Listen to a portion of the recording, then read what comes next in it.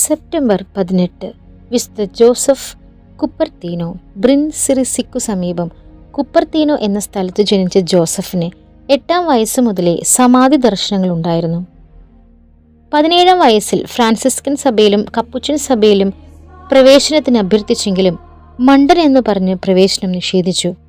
പിന്നീട് ലാഗ്രോട്ടെല്ല എന്ന സ്ഥലത്ത് ഫ്രാൻസിസ്കൻ ആശ്രമത്തിൽ തോട്ടക്കാരനായി ജോലി ചെയ്തിരുന്ന അദ്ദേഹത്തിന്റെ പ്രായശ്ചിത്തങ്ങളും എളിമയും അനുസരണവും അധികാരികളുടെ ശ്രദ്ധയിൽപ്പെടുകയും 25-ാമത്തെ വയസ്സിൽ പൗരോഹിത്യം നൽകുകയും ചെയ്തു. ഏതു ദൈവശാസ്ത്ര പ്രശ്നവും കൈകാര്യം ചെയ്യാനുള്ള കഴിവും പരഹൃദയജ്ഞാനവും പ്രവചനവരവും ഉണ്ടായിരുന്ന അദ്ദേഹത്തിന് വായുവിൽ കൂടി പറക്കാനുള്ള കഴിവും ഉണ്ടായിരുന്നു. ഒരു വിശുദ്ധന്റെ നാമമോ ദേവാലയത്തിന്റെ മണിനാദമോ മതി അദ്ദേഹം സമാധിയിലാവാൻ. പൗരോഹിത്യം കൊണ്ട് അലങ്കൃതനായ ഈ സന്യാസി 61-ാമത്തെ വയസ്സിൽ കർത്താവിൽ നിദ്ര പ്രാപിച്ചു. ഇന്നും വിദ്യാർത്ഥികൾ പരീക്ഷാ വിജയത്തിനായി കുപ്പർത്തീനോയുടെ മധ്യസ്ഥം അപേക്ഷിക്കാറുണ്ട്.